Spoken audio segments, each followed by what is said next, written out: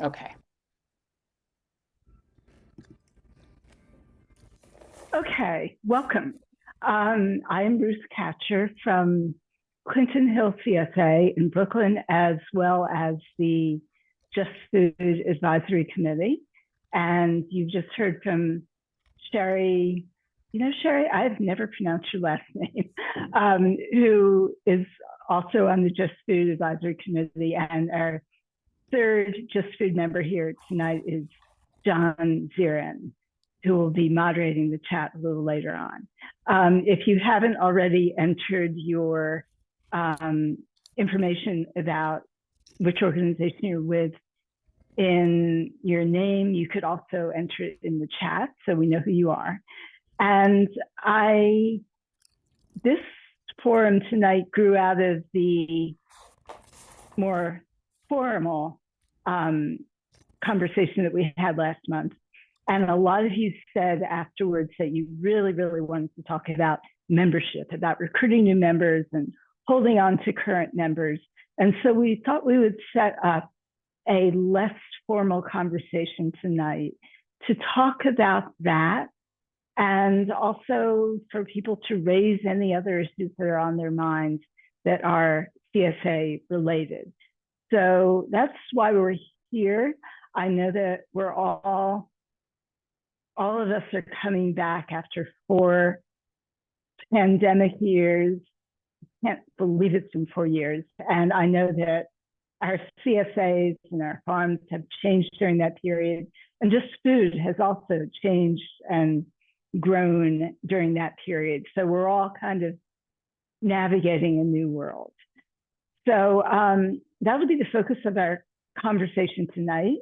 Sherry's going to talk for a minute about how we're going to structure the evening. And I just really wanted to say we're really glad you're here.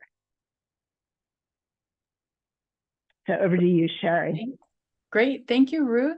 As Ruth mentioned, I'm Sherry Rickel. I know it looks like Ruckel. It's pronounced Rickel. And I'm with Brooklyn Bridge CSA as well as Just Food. And tonight we're going to do we're almost wrapped up with our intros. And then Ruth's going to talk a little bit about the newsletter article that she had written last time and some ideas to sort of frame our recruiting new members discussion. And then we'll have open discussion with Q&A, sharing best practices. You can bring up some things that are, top of your mind. And yes, when it goes back to Ruth, she'll give an intro to Just Food. And then we'll wrap it up. So a couple of housekeeping things. I do have the closed caption turned on if that's helpful for you. If you've never used them and you hover along where you usually see like your mute or your stop video, there should be either 3 dots where it says more and there's a captions item, and you can click that and choose show captions. Or vice versa, if you'd like to turn them off, that's how you also find them. So there should be a captions option.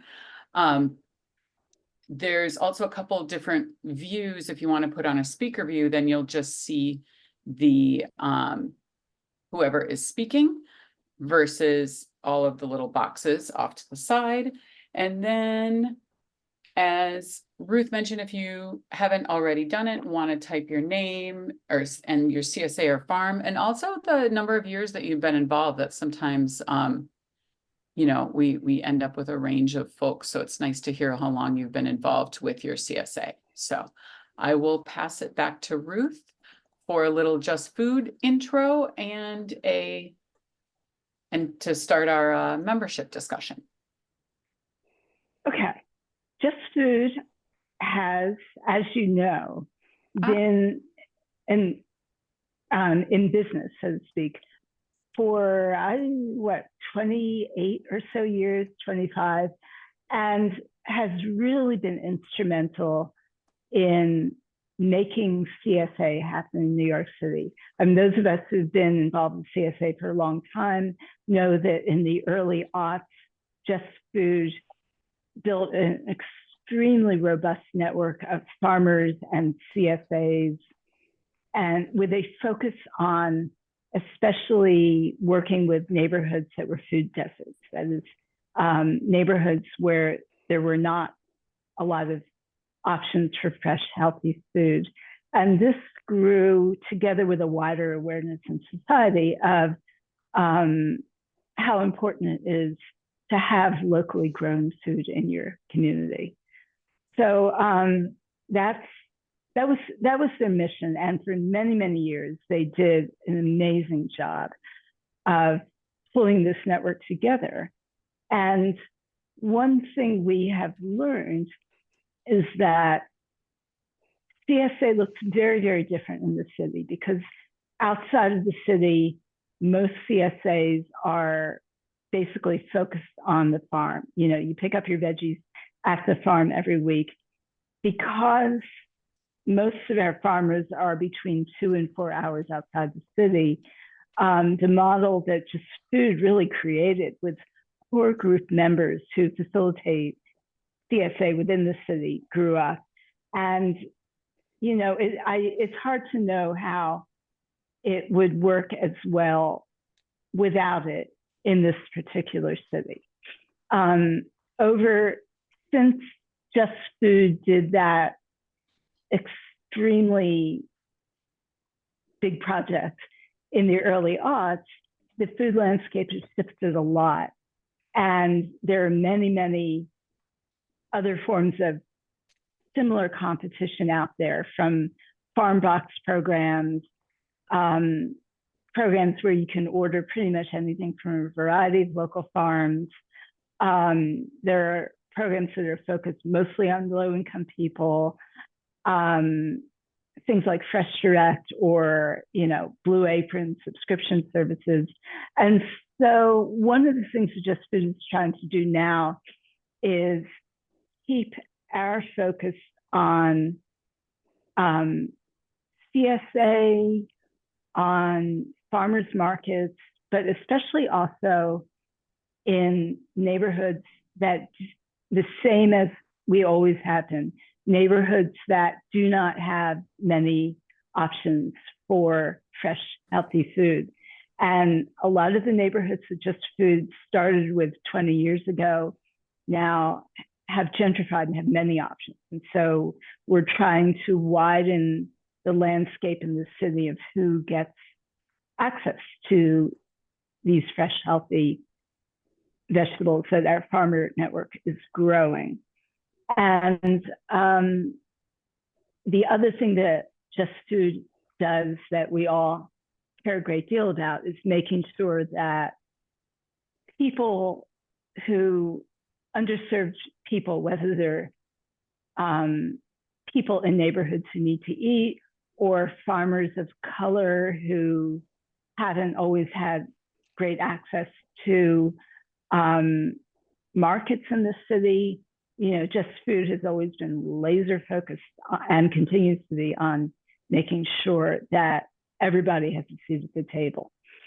So I think that's it as far as what's relevant to CSA. So I want to start the discussion on how we recruit members and keep them happy. We will keep our presentation much briefer than during the forum, with the thought that we want to open it up and have most of the evening be a conversation rather than a formal presentation. So just starting it off, and so we'll put your questions in the chat, and when we're done with the more formal program, then John Zirin will moderate the conversation. So just one thing that for me has changed a great deal, and especially since the pandemic, where, as I'm sure you all did, and we did, my CSA did, we lost a lot of people during that first year. And we have, in my CSA, changed our thinking that CSA recruitment really needs to happen year round. And You know, I'm sure a lot of you who have CSAs are just starting to sign up now or really in the thick of it, but we get questions 12 months a year. And we've realized that we need to have a way for people to feel that they can, if not formally join 12 months a year, but know that they're being heard and that they will have a chance to join when it's time. One of the things that for my CSA has really been important is to have a wait list going all year round. Or we had to go that about 9 months of the year. We shut it down during the early part of the season, so people are aware that they can't sign up in June for this year's CSA. But we open our wait list around Labor Day every year. And when people come to us and ask, we tell them to go there. We have a wait list on our website, but I think you could really establish it anywhere with a Google form, whether you want to, you know, if your CSA doesn't have a website, or if you're on a farm and doing it yourself as a farmer, you could put it in your social media, your Instagram or Facebook or whatever you have. But we basically have on our website a place where we say join. And we ask for, obviously, name and email address. We also ask, I realize not every CSA does this, but we do sliding scale pricing. So we ask people for a non-binding to say what level they think they'd like to join on. And we also ask where they heard from us, because I've found it's very, very helpful in our recruitment if people will say how they got their name. You know, every year we definitely get people who say they found us through the Just Food map. We have a growing number of people who have come from one of our farmers' other CSAs, and we give them courtesy in signing up because, you know, the farmer's brand matters, and we're always happy to welcome people from another of his CSAs. If they say they walked by distribution, that is helpful. They come through social media, through various neighborhood groups. So that place on the Google form where they say where they came from us informs our recruitment and lets us be better and sharper about recruiting in the future. We also have a flyer that can be customized depending on who you're speaking with, and has a QR code. And you know, we found about, I'm guessing it's evenly split between the people who want a piece of paper to take away with them and people who just want to point their phone in the QR code. So our flyer has both so that they can decide.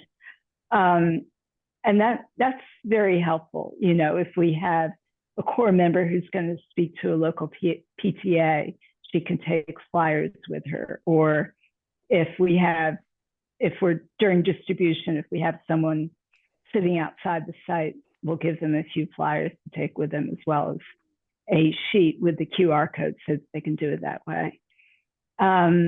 We definitely find, you know, there's no one way of recruitment that is the winner. And what we have found is that the more strands of recruitment we have, the better. You know, among the most reliable are just word of mouth. I would say every year, I think more than any other category, people who join say they heard from their neighbor up the street, or their brother, or someone whose kid goes to school with theirs. So if our members are happy enough that they talk about the CSA, that is one of the most reliable sources of new members that we have. You know, our CSA is hosted by a nonprofit that is a fairly large one and focuses on helping Brooklyn people with housing issues. So they are, you know, we recruit from their community, both the employees, but also the people they serve. This has been not a large source for us, but it's one that we hope we've only been with them for a couple of years, so we are working actively to see what we can do to bring in more members from their community. We are in touch with local schools, and this is a place we were hosted for many years by a school whose community has gentrified as our neighborhood is gentrified. We're reaching out to a couple of other local schools that have a less affluent population, with the hope that will bring in more lower income members. You know, we donate to a church. All these are ways that we're embedded in the community and members come to us. Sherry, should I keep going or do you want to? Okay. Neighborhood associations. A couple of years ago, when it became apparent that we would be continuing to turn away high income members, but we really wanted to be sure we kept our low income membership at a good level, at a robust level, we started reaching out to our city council member because they have a newsletter. We reach out to the local community board and we say specifically, when you send out your newsletter, we are actively looking for SNAP eligible members. Can you make sure people know that? We post on community focus. We're in Clinton Hill, Brooklyn, so we reach out to the Society for Clinton Hill. We reach out to the library because they have a newsletter. There are also neighborhood social media groups, which are sometimes helpful. Next Door, which is not a community I spend much time on, but I noticed that members of our CSA would occasionally post saying, I can't pick up my share this week. Would anybody like it? And sometimes they sell the week's share, which I'm not thrilled about. But whenever someone posts about our CSA on Nextdoor, we get people signing onto our wait list. And similarly, Facebook Buy Nothing. Someone will give away a share, will give away the week's share. And this has happened a few times. And when it happens, invariably, the next day, we'll get people on our wait list. So, you know, I can't claim that these are active marketing things that we've done, but I have noticed that they work. And I have on occasion posted on Nextdoor just saying, hey, we're looking for members. We also post in neighborhood groups. We have a couple of core members with young children who are very active in parenting groups. And I see we get people coming who say they come from that. Community gardens, you know, the community garden community is pretty much the CSA community. And if we have members who are involved with one, we'll ask them to post on their lists, or block associations are helpful, you know, anywhere that people gather. And this is something, you know, obviously at this time of year, we're all focused on recruitment. So we're thinking about it. But we've really changed our thinking so that in the thick of the summer, when we're mostly just reaping the bounty, I don't think about it as much, aside from being sure that the people on our site have the flyers they need if neighbors ask questions. But starting in the fall, we are ever mindful of the timing as far as reaching out to neighborhood groups. And especially the earlier we start, if we want to connect with nonprofits that might bring us new low-income members, the better it is, because it takes time to reach out to the right people and to figure out who you need to talk to and when the best time is to get people. So these are all things we've done.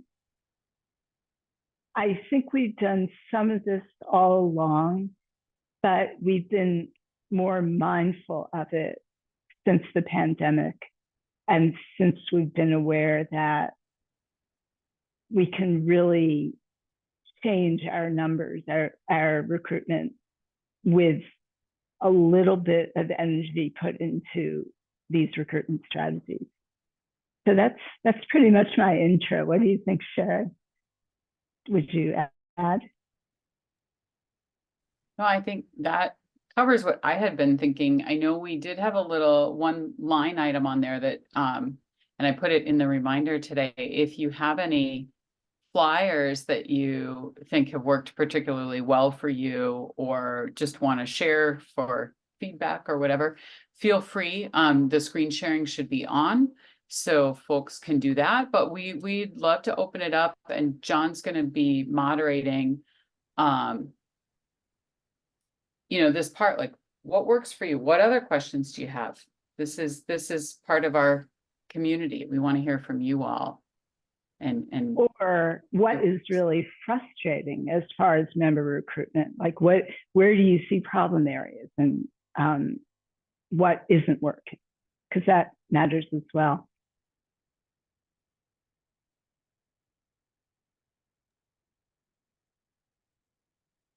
I can kick it off. So I'm Liz. I'm with the Prospect Lefferts Garden CSA. I've been a member just 3 years and 2 years on the site coordinating committee.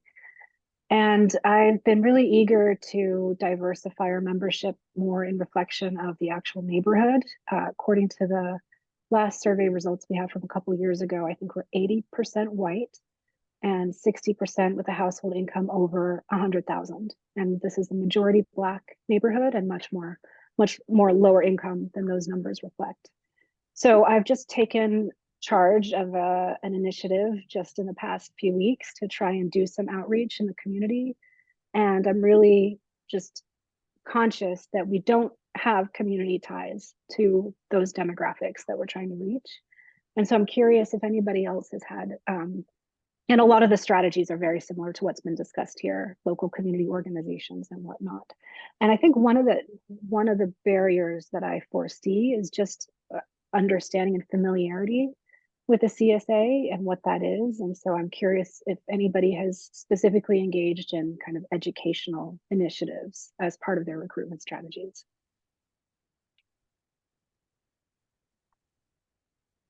We've been doing some of this.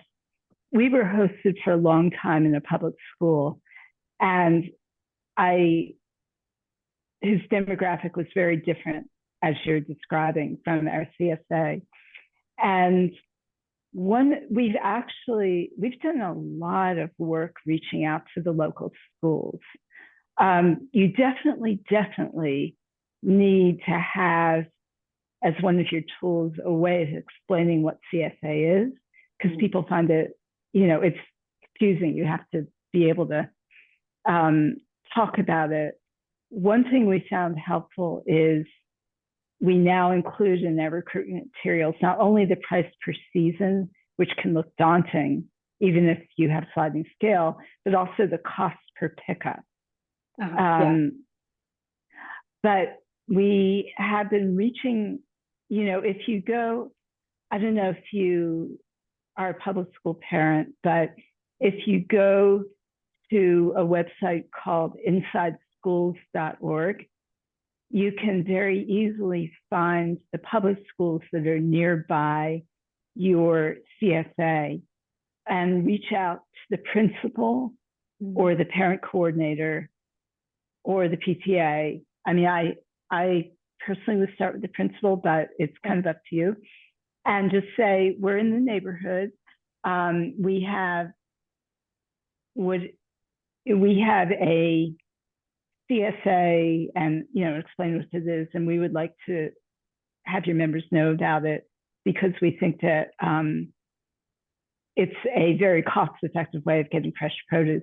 One of the things that we have a core member working on this now, and one of the things that she did that was very, very smart was identified a couple of schools that were geographically close.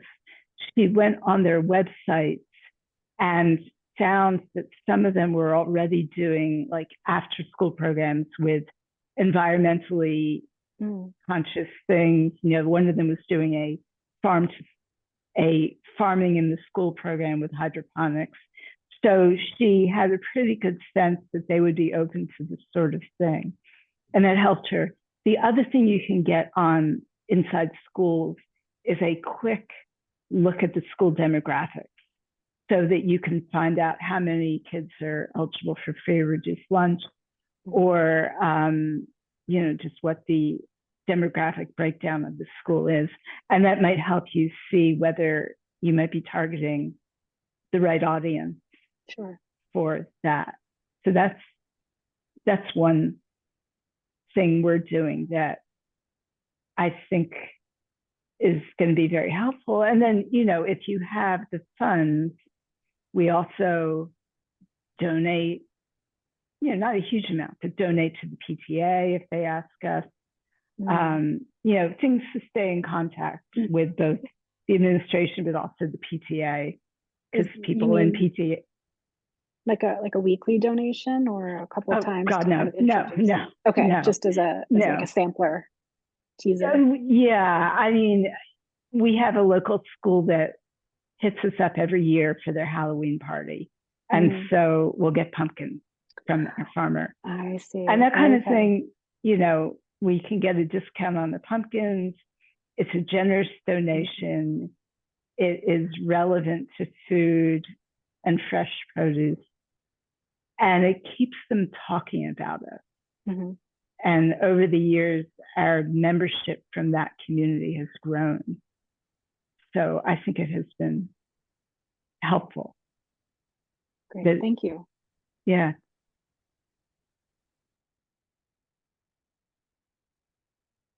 Does anybody else have a question? Would anyone else like to jump in?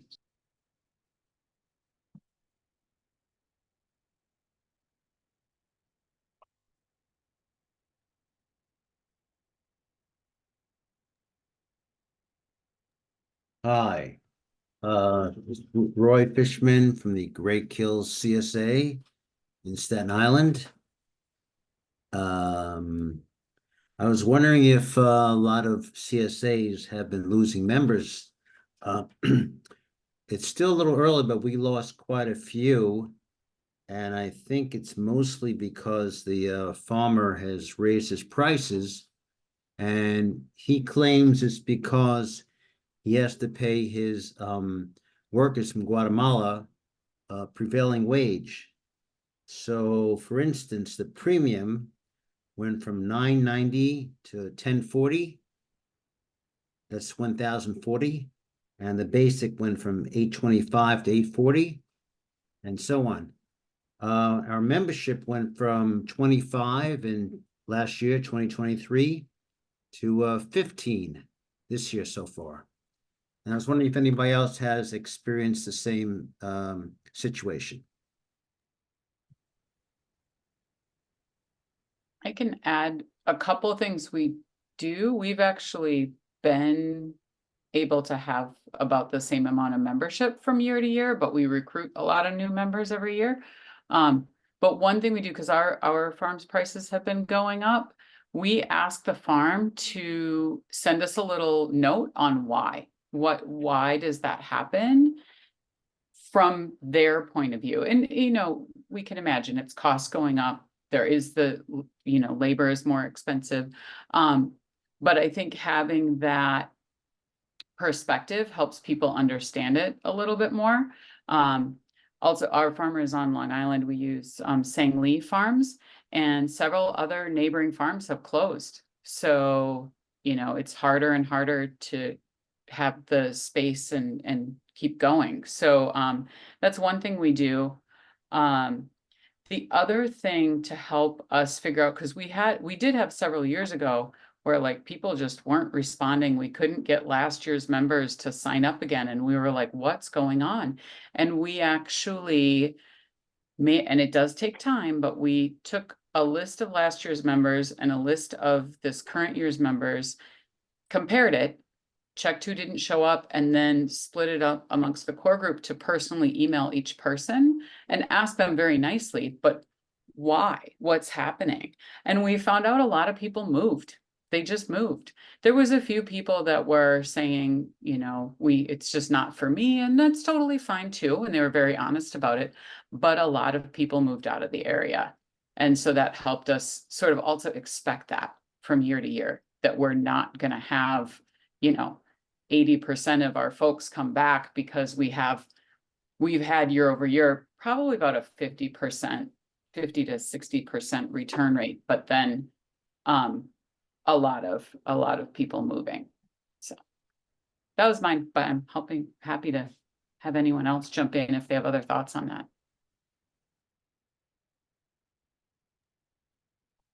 On a similar, Yeah, go ahead. I was going to change the subject, Ruth, if you have something to say, please. Yeah, I mean, first of all, it is definitely easier to keep members than to recruit new ones. One thing that we did, which I'm hoping will be helpful with both recruitment and retention, I asked one of our core members to do some shopping. And last year, at 3 points in the season, so we could do a sort of June produce assortment, an August produce assortment, and then October, he went to the local green market and to the local supermarkets and priced the things that were in his share. So that, in June, he was pricing out, what would it cost you to get garlic scapes at the green market, or, kale at the local supermarket. And he tried to get as many as possible from these sources, so that we could then say to our members, yeah, it's a lot of money up front, but this is what you would be paying in the green market for this assortment of produce. And this is what you would be paying at Food Town or Key Food or whatever for this assortment of produce. And just, I think the thing that sometimes is difficult for people to understand, and certainly was an issue when food prices went up so much last year, is just how it's across the board. It's just that most of the ways that you grocery shop, you don't see how much you're paying over 6 months, but CSA, inevitably you do.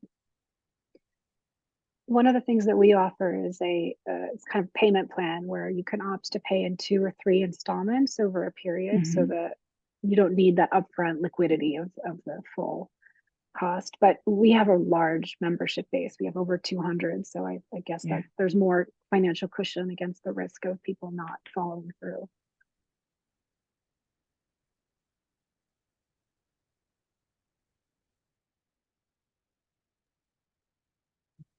Alicia, you said that you had some thoughts to Liz's first question, if you'd like to jump in. Sure, thanks.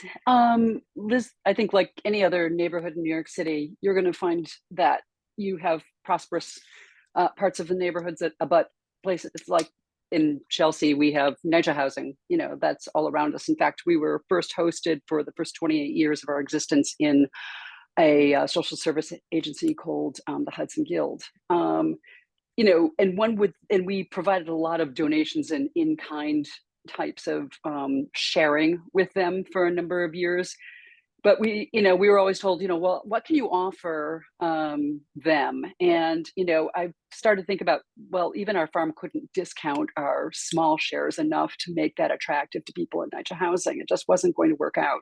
And at that point, they were only allowing us to divide into like 3 payments a season. I think it's a little bit more now. I think we might get up to 4. Anastasia, you probably know that too, right? I'd love to get them up to monthly, but you know, it's about farms in their accounting, whether you can get more payments in than that. But nevertheless, is social service agencies that serve neighborhoods, such as the one that we've moved to, which is part of the Penn South development, the mutual redevelopment houses in Chelsea, has Penn South Social Services and a seniors social service group where we to whom we market ourselves. They have an electronic newsletter that goes out every single week. They have Zoom meetings for all kinds of committees that I've done dozens of presentations for. I could do that tap dance in 2 minutes, 5 minutes, or 10 minutes, depending upon what people want. And they ask me a lot of questions, and they're crazy questions, but I do it. Because we do pick up people, and neighbors influence neighbors as well. We always put signage outside on our sidewalk every distribution day with the name of the Chelsea CSA. Come on in. We invite people in to come and ask questions, and they do. I mean, Penn South tends to be that kind of community anyway. They see an open door and they walk into it, and they're like, "What's this all about?" And I give them an apple.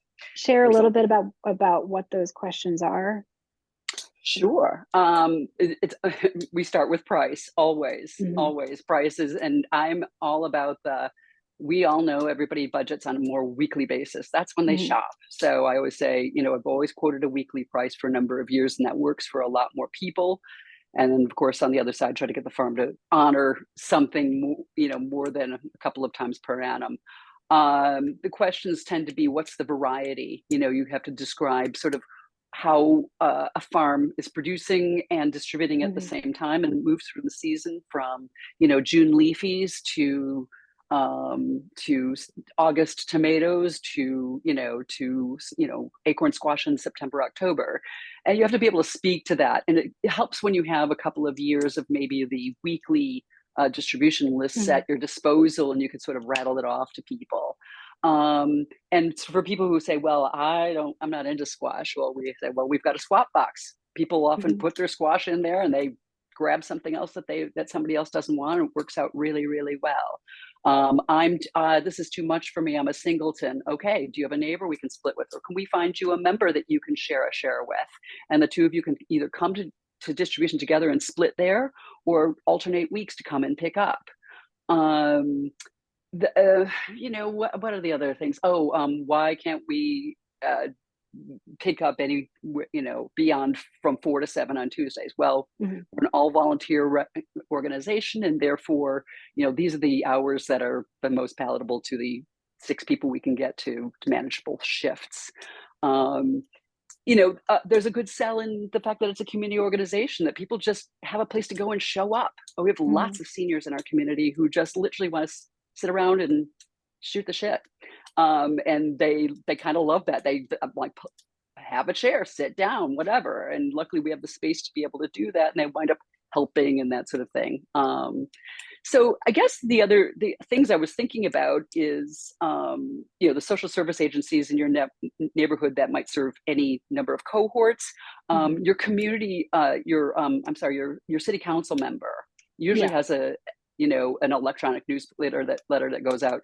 Get them to start doing blurbs now.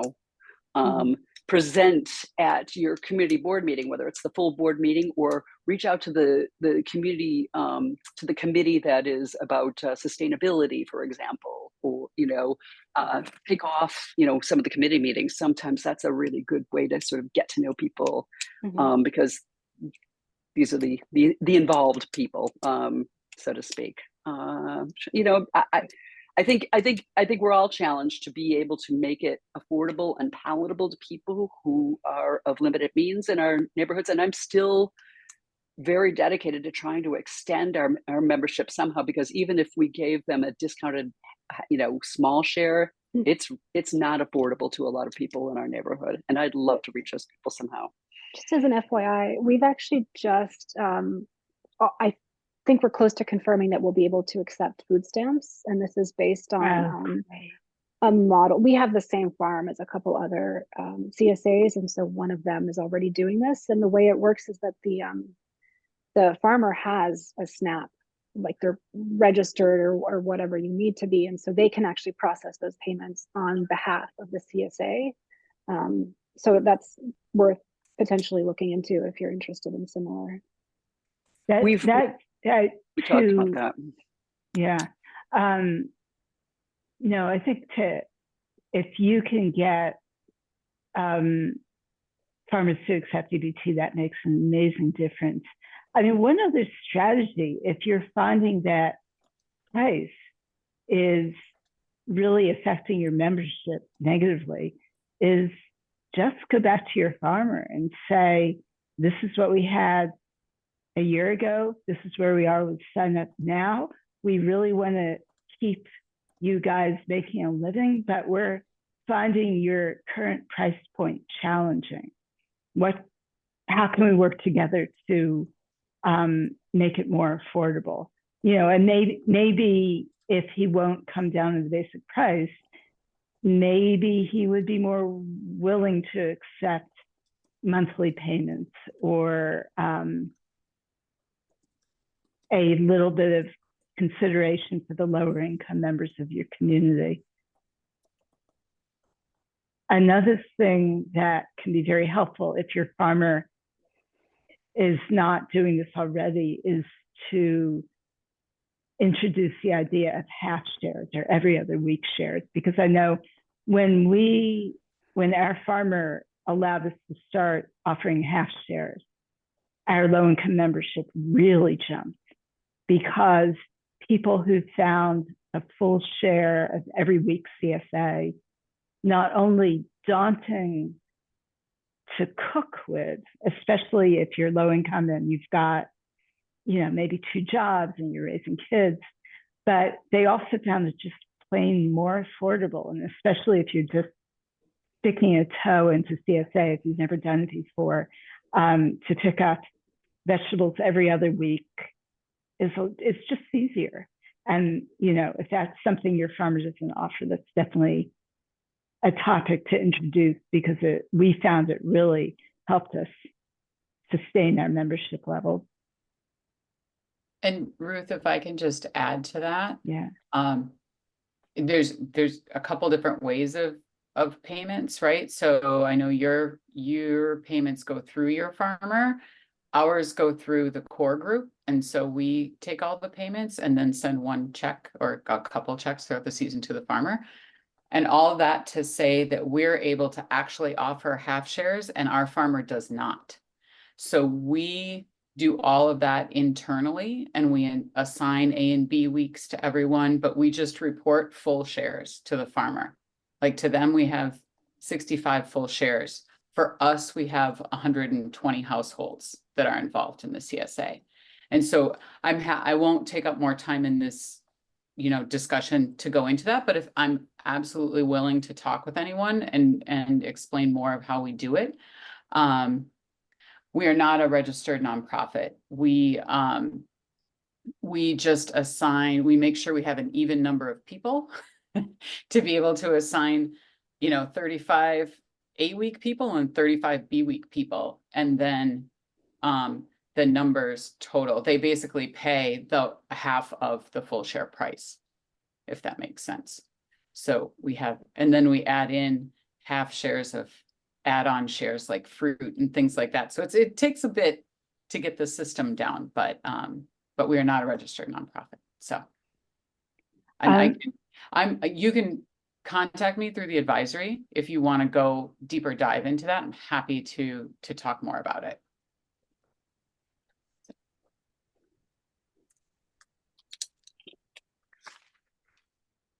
Ruth, were you going to say something? Oh, I was just gonna, I listening, and I'm also thinking about Liz's earlier question about recruiting a broader demographic in your CSA. You know, we're geographically fairly close to your CSA and have run into some of the same issues. It's very helpful if you can get members, it's not on the core, but members from the demographic you're looking for to be, if not on the core, then more engaged with the CSA. And I know I usually have a few people in the membership who, if they're not on the core, I kind of have my eye on them. And I've even said, we would love to have you. And, frequently they can't because of work or raising kids or whatever. A core is a real commitment. But if they know that you're interested in them, sometimes that spurs them to talk among their own community or come up with ideas that might help. We're also trying some new possibilities, reaching out to a particular low-income nonprofit that has both a senior center and a daycare, with the thought of setting aside a small number of shares specifically for people from that community, for them to use however they would wish. And we'll give them a special price so that it's a little bit more affordable, and they can, maybe it's for individual members of the community in a more traditional CSA share, or maybe they would like to take a flyer on, 3 shares and then distribute them to members of their community.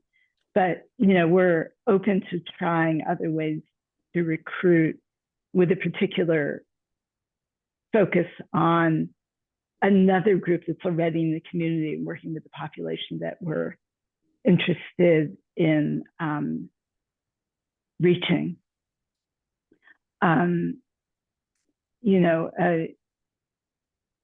One of my thoughts too is if we can do this for a year and show success, it would be easier to get grant funding to expand it if we have a nonprofit on board that could help with that. Because, as I'm sure you all know, we're CSAs, our core groups are such a nebulous sort of organization that it's really, really hard to get grant funding.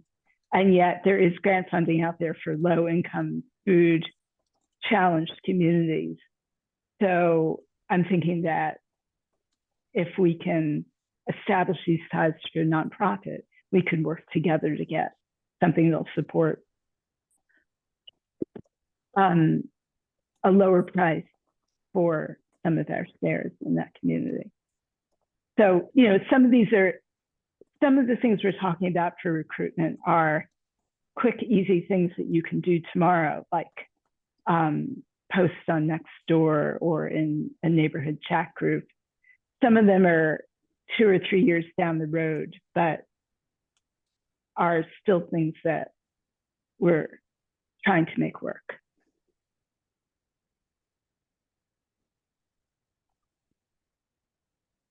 Back to you, John. Yeah, does anybody else have anything they'd like to add, or we could change to a new topic? We have plenty of time left.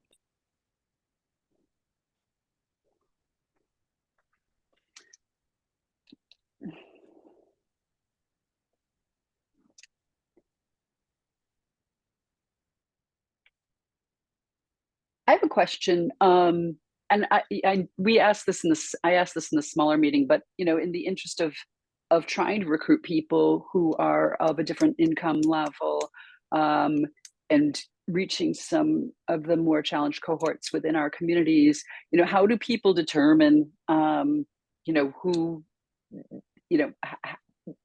where are there parameters for offering somebody a lower cost stipend? And we used to say if you're on SNAP or EBT benefits, military. I'm trying to remember some other, basic parameters. But if anybody else has any specific parameters that they use in order to determine reduced price membership for those types of members, what do they use, and how much of a discount do you offer them, and how do you honor that discount? Does the farm eat the costs, or does your core group supplement them? I'd love to hear what everybody does and uses.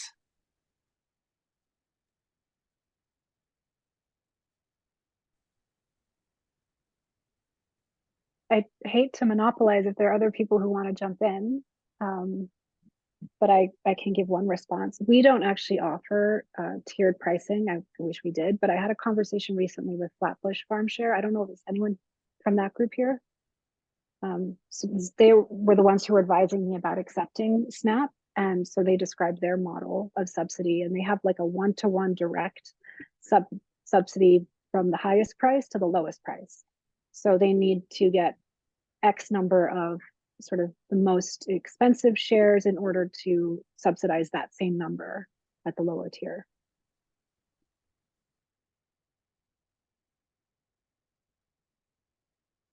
I see Judy has raised a hand. Feel free to unmute. I was going to say to Liz, that's what we do too. And unfortunately, we don't get people who will pay a lot of people who pay that premium price in order to let those people in. So I'm looking for some additional ideas to that, because we do have some generous people who are doing that, but we need many more of those people to be able to do that on a wholesale basis. So, but thank you.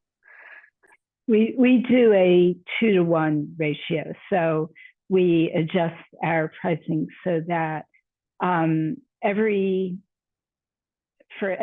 2 high income members, we can subsidize the low income member.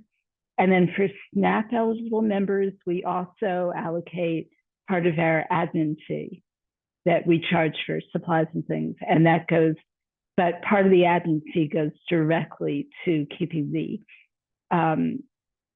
price for SNAP eligible members as low as possible. And just to say it, I suspect, but I'm not sure, that most CSAs do it this way. We don't ask people to prove their income level. Obviously, if you're paying with SNAP, you have to have SNAP benefits. But if people say they're SNAP eligible and they want to pay in a different way, we take them at their word.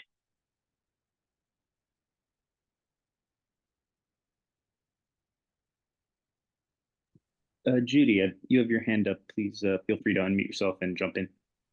Yeah, I'm sorry. I'm like kind of in and out. What we have, I'm guessing everyone's New York, right? Okay. Yeah. What it is the health department has a half box program where SNAP members pay half the price of the box and they subsidize it. I would love to learn how people even get SNAP members, but that was something that it was good to have, like with the SNAP, but I didn't have a lot of SNAP members. What my share is like $23, and I don't have different sizes. I try to do the different size and it became complicated. And right now is just 6 various produce, and then if you have SNAP, instead of 23, you pay $11.50, and then the health department pays the other half. Now the con is you got to do paperwork. So if you're a one-person shop, get ready for some paperwork. But if you have other people, this might be great because you just assign the paperwork to somebody else. And but I just haven't been able to find SNAP people. Also, Grown By is taking SNAP payments. So I don't know if anybody's using that platform, but I think somebody mentioned about where people are going. I think that's where they're going. It's on Grown By, and they're shopping around because now there's like one platform that shows everybody versus having to do the Googling. And then what else was mentioned? With the flyers, I don't get much flyers. It was all social media. I found people mostly. I put the flyers everywhere, but at the end of the day, when I put a form that says, how did you hear from us? There was a lot more Instagram and Google search. So I do put the flyers in like everywhere, cafes and so, but the most traction was actually coming from social media and the internet. So I don't know if that was helpful. It is, That's Judy. very I actually have a helpful. follow-up question. Thank you. Are you, when you mentioned the health bucks, is that, because I think you have through farmers markets too, right? Is that only through farmers markets, or is that a program that like anyone that's setting up at, you know, we use a There's- church? That's two. So, okay, I got what I understand your question. Yeah, The yeah. health department does provide SNAP if they weren't part of the CSA. They're not part of the CSA and they come to your stand and buy, well, I have a farm stand, so they come and buy tomatoes. If it's $4, then they get $4 in health bucks. That's for like individual items.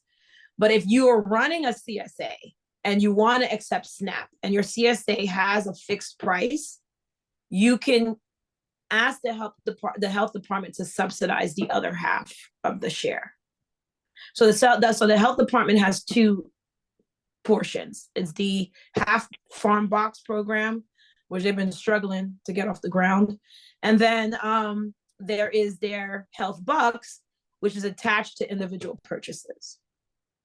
Now, if your farmer is not located in the New York City area, or Glenwood was doing CSA as a SNAP for farmers, but those farmers have to have already a group of SNAP people. If you are in that program, you cannot qualify for the DOT's SNAP because it's kind of like you're double dipping. Did that help? No, I don't know.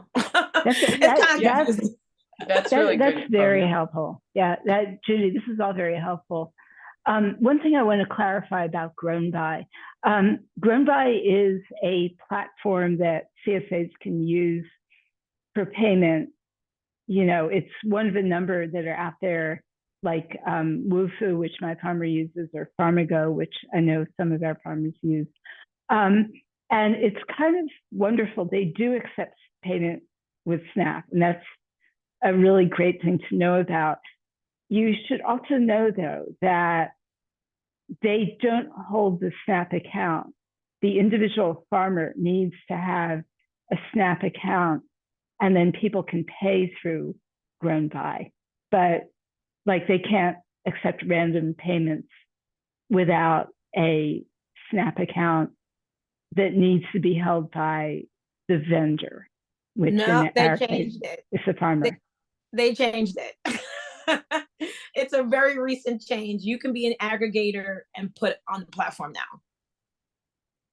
Okay, So, yeah, that is literally a very recent change, because they had received a lot of people who are aggregators versus farmers. And there was such a demand for aggregators, they started introducing them. Now, the aggregator is associated with a farm stand that has that FNS number, and then you have to be approved by the USDA to be an aggregator on the platform. But you have to have already have SNAP. Like, so I considered an aggregator because I have the farm stand and an FNS number for it. So now I can join Grown By on that FNS number, but I have to first be approved by the USDA to be considered an aggregator on that platform. And that's a very recent change. I mean, like recent, like last week. So, if that helps anything. But yeah, but Judy, you're saying you're a vendor, right? I guess I do wholesale. Yeah. Okay. So I have a farm stand that takes SNAP. Right. Okay. I understand. And that's how you can do health bucks too. Yeah. So that's how, yes, I can do health bucks. Yes, that's correct. I can do health bucks and I can be part of the health department because I accept SNAP. Yeah. Got it. And the USDA will take my FNS number as a farm stand, but not as a CSA, because you can accept SNAP as a CSA. Okay, so if you are a core group working with a farmer who's supplying your CSA, you do need your farmer to be able to have that That's account, right. the SNAP account. Yeah, so That's that right. has not changed. Okay, No, but what's changed is that they're introducing the aggregators now. right. They're not getting enough farmers, let's put it that way. Okay. Yeah, that's a lot changing. And then we still don't even have a farm bill, so we don't even know what's going on with SNAP. So it's like another This is true. John, back to you. Yeah, does anybody else have anything else they'd like to bring up? We still have about 20 minutes of Q&A left.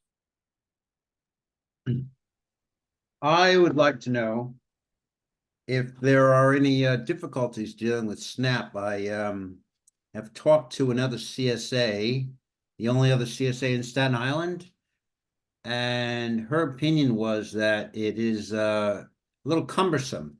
I'd like to know other people's experience with that. Thank you.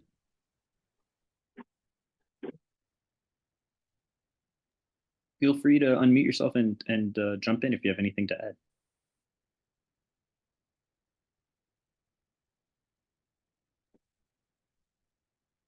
Can I?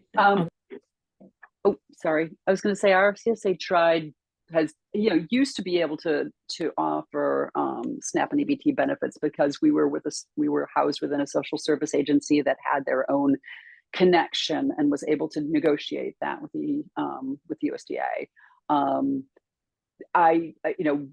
Getting our farm to do so, though, it's like asking her to take monthly payments. Her issue was that if I was going to offer SNAP EBT, I would need to run these payments up at our farm 2 hours north of New York City, and I cannot run an individual swipe card. I can't, and the program demands that I be able to only run a payment when a good or service is exchanged for that swipe. And therefore, too much accounting for me, small farm. Can you guys find some other way to do it? And we haven't been able to. We are not a 501c3, and don't have a large enough organization to be able to start that kind of sophisticated accounting where we would be a payee and transfer payee, our payments to our farm and that sort of thing. We don't have anybody who is really willing to do that kind of week to week stuff. And our farm also says, look, we're a membership organization. We want to be able to project how many shares we're going to be distributing every single week. And if we have people who just don't show up next week and we can't take a payment for them, if we can't take a payment for them, then we're out that share. That's their sort of mindset about it. And I'd love to get beyond that. I would. I just haven't been able to find a way to do so. And I've involved our council person, our assembly member, talk to Grow NYC to see if if there's any way to work out what they do, and not so far. It's very difficult to honor it directly as a CSA. I can share again what I recently learned from Flatbush Farm Share about how they do it. I believe they front the money to the farmer, so the farmer's there's no risk on their end. But then there's an app that they're able to use on a phone or an iPad where they're able to tap into the farmer's SNAP registration or whatever in order to process the payments on site themselves, or to even do it. They don't even need to have the card. If they get the number on the card, they can do it manually at any time. So that's how they handle that. Paul, I see you have your hand up. Please, welcome to share. Yeah, the farm processes the SNAP payments at our CSA. We fill out manual forms and then upload them to the farm. And that's been working out really pretty well. But the only thing it really takes is just being organized. We have the same farmer as Paul's, Yeah. and our treasurers on the core work very closely with the farmer's assistant And members know going in that they need to make monthly payments, whether these are the members who are SNAP eligible, need to make monthly payments, whether it's through SNAP or some other way. And they actually fill out old-fashioned vouchers, which are sent back to the farm, and the farmer's bookkeeper calls them in. So it's a slightly cumbersome process, but we don't have a huge number of people who pay via SNAP, and it has always been manageable. It just takes attention to detail, as Paul just said. And also, we probably choose to spend more core time on supporting the low-income members. And that is, we just know going in, it takes a little bit more effort to make sure that they feel supported. And that means getting the details for SNAP payment right. But we're lucky because the farmer does have that SNAP account. Alicia was just asking for clarification, Ruth, if your SNAP payments are made weekly. No, our farmer has set it up so that they can be made bi-weekly. Weekly would be a challenge.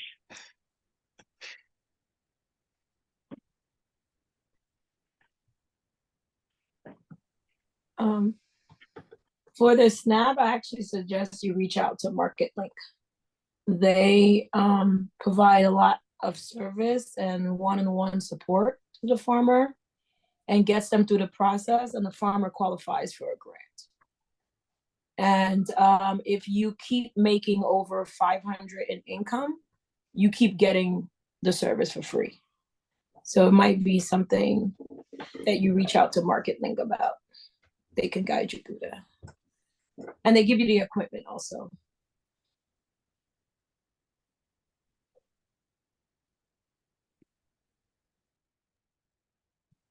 Wonderful. Does anybody else have any other questions or any comments to add regarding SNAP?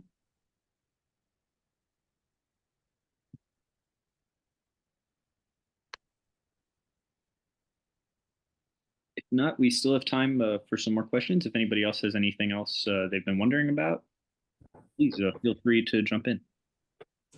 I have a question. How is people finding fruit? I can't find fruit.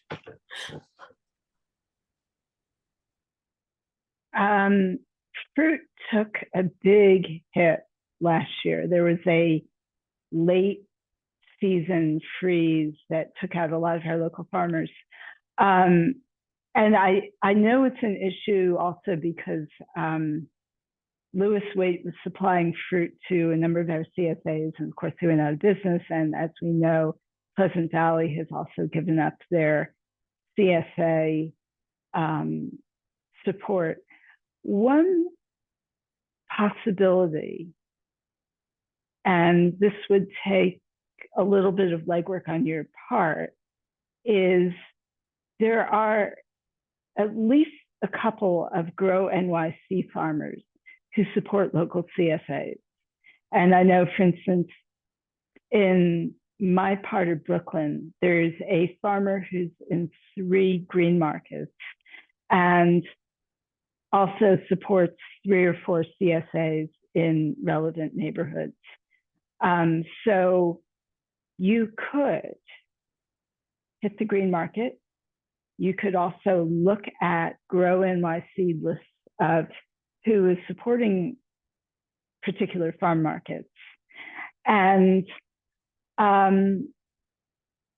see if there's someone who's already coming into the city, either on the same day as your CSA or the day before or a couple days before, and just approach the farmer and say, hey, we've got a CSA. I can guarantee you a certain amount of sales if you're interested. Do you have the capacity to support us? And it's not just, I'm not saying that as pie in the sky. we've seen this work for other extra shares. Last year, we had a core member who just desperately wanted an extra bread share. And he approached a couple of Grow NYC vendors who were in his local green market. And through talking with them and doing a little bit of who else do we know, he was able to find us a bread share vendor. So that's, I realize there are fewer fruit vendors around than veggie vendors, but that's, another way of leveraging the people we know who are already supplying your neighborhoods and maybe finding someone.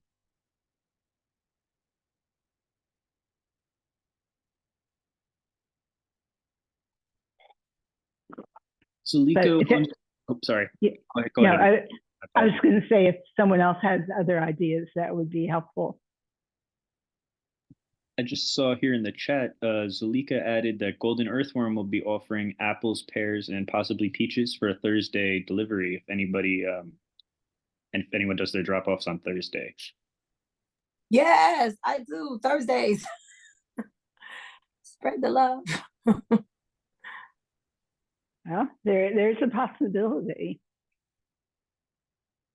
Yeah, because I was wondering you answered my question about the issue, because I was wondering what happened to strawberries last year and blueberries. Was that what happened? There's been some challenging weather for the last few years, as you know. And I know there was a late season frost that took out a lot of the stone fruit.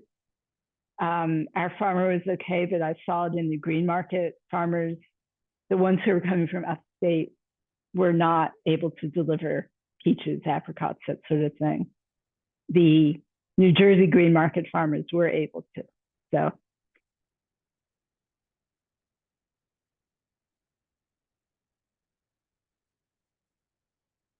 We still have about 10 minutes, so if anybody else wants to jump in, feel free. Actually, another possibility is just to ask your farmer. And I know our farmer doesn't supply all the fruit himself, but he buys fruit in from other local farmers. So maybe, that's also a possibility, is to see whether your farmer would be able to reach out to other local farms that might have fruit to offer as a separate share. That is what our farm does. Circle Brook Farm. He supplies fruit from other farmers. He said because of the challenges of the Northeast weather with all the humidity and I think pest problems, most of it is not grown organic, but it is I forget, ecologically sustainable. I'm not sure what the term he used. By the way, I was inspired by the newsletter that was presented, and I tried reaching out I reached out to my local council member. I got a reply back today. They said that because we charge a fee, even though we're a nonprofit, they can't promote our organization. Anybody else have any dealings with the local council member, and have they been agreeable to promoting the CSA?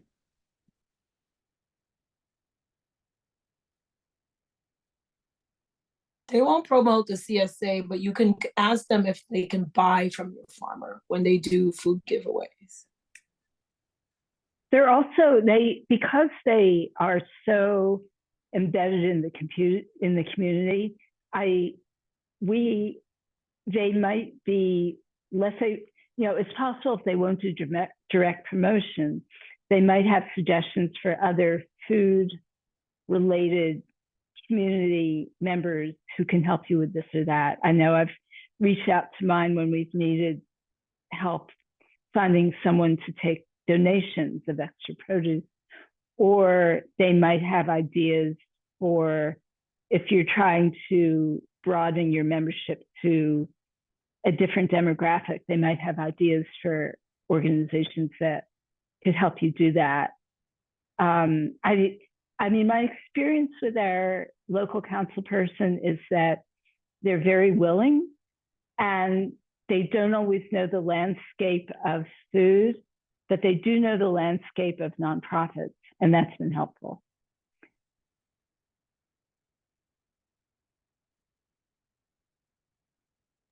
Naomi, were you able to unmute? If not, I see you said your farm, Norwich Meadows Farm, does supply fruit, if anyone's interested. I'm sorry about that. But yes, she's having difficulty unmuting, but Norwich Meadows Farm does supply fruit.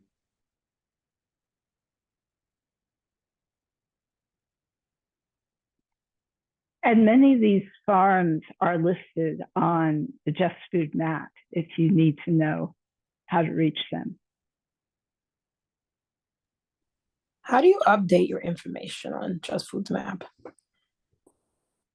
I'll be sending out the survey soon for this spring, Judy, probably in the next week. You'll get that email that says, please check it and then send us whatever needs to be updated. So yes, that's John is actually the updater, the official map updater. So we just coordinate. So we're working on it. And yeah, in the next week, it'll go out to all of you and the farms as well.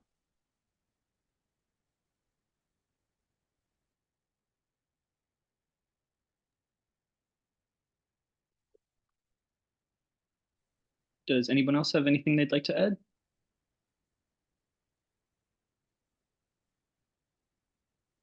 I guess one thing I want to say as we get to the end of this program is we would like to hear from you. If you have questions, if there, you know, Just Food, as I said in the beginning, has been evolving as we all have through the pandemic, through climate change, through the changing landscape of CSA and farm boxes and other allied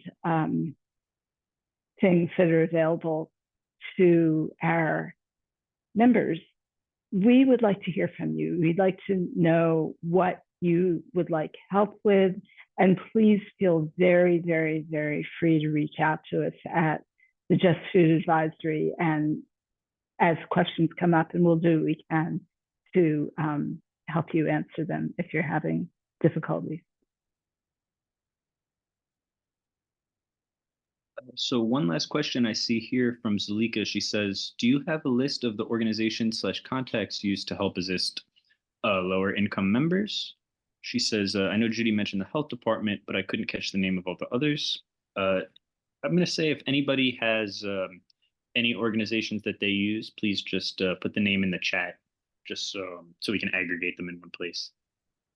And the city landscape of food related organizations is enormous. A lot of the ones that I think are most helpful are in your particular neighborhood. And that's, you know, I would not know where to start with citywide organizations that can help your particular CSA, but I know that in my neighborhood, I know where to go to find organizations that can help my particular CSA. And once we realized that the deeper we could be embedded in our community, the more we would find the organizations that would help us. That really changed our outlook. I'm talking about my particular CSA. So find, you know, especially if you can find members of your CSA who've been in the neighborhood for the last 20 or 30 or 40 years, they're the ones who know where to go. And especially if they've weathered gentrification, they can help you start to find, if you're not already finding them, find who knows everybody, because that's what you're really after.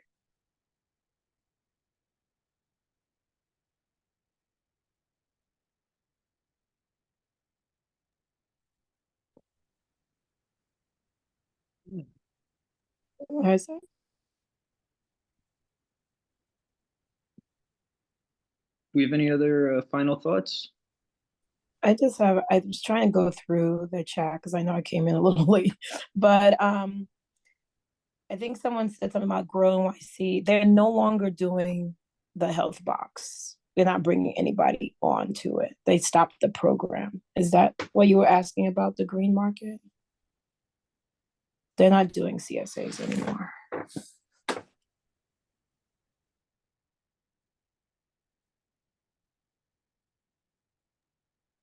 I don't know who was asking, but I thought that was more in reference to taking EBT, because at the green markets, you can get tokens for EBT. Yeah. And I don't quite know how the actual like back end of that works, that they're able to do that for all of their vendors. That's what I don't know.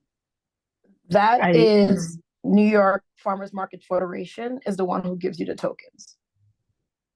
Yeah, And that's not, unfortunately, that's not relevant to our CSAs.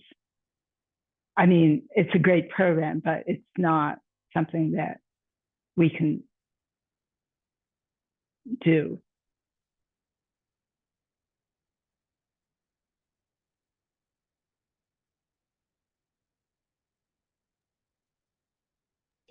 those tokens are a nightmare. Well, there you go. That's a help too. But as far as payment with SNAP benefits, with EBT benefits, I keep sending your questions. It's something we're very, very aware of as something that CSAs want. And we're working hard behind the scenes to find ways to broaden access to it. And when we have concrete answers, we will certainly sing it to the hills.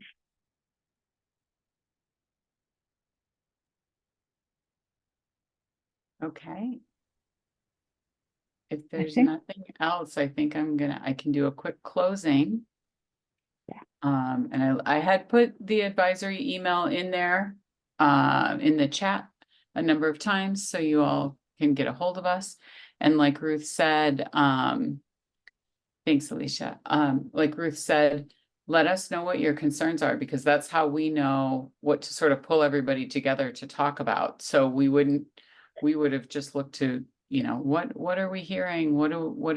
What's everybody asking us about? And this topic happened to be recruiting new members. We've done other ones on EBT. Hopefully at some point we'll be able to do that again when something changes in that landscape and it opens it up for other folks. But yeah, keep in touch with us. Watch out for the survey that's coming to update your information on the map. And let me check my little note here. Thank you all so much for all of your input and your experiences and being willing to share with us, because we're members of our own CSAs, but as Ruth and I have realized especially over this last couple of months, we have really, really different CSA logistics. And, it's great to hear how everyone does things, and we really appreciate all of your input. And I want to say thanks to John and Ruth for leading us through. And likewise. Thanks. If you'd like to get more involved too, we are looking for possibly some communications help and possibly some clerical help. So again, email advisory if you find that you'd like to volunteer a little bit of time with us. Otherwise, if there's no other comments, I will say thanks again. Thank you, everybody. This is great to see all of you and hear from all of you, and stay in touch. Well, thank you. Thank you. Nice to see everyone. Bye. Thank you so much, everybody. Happy season. Happy season, yes. Happy season.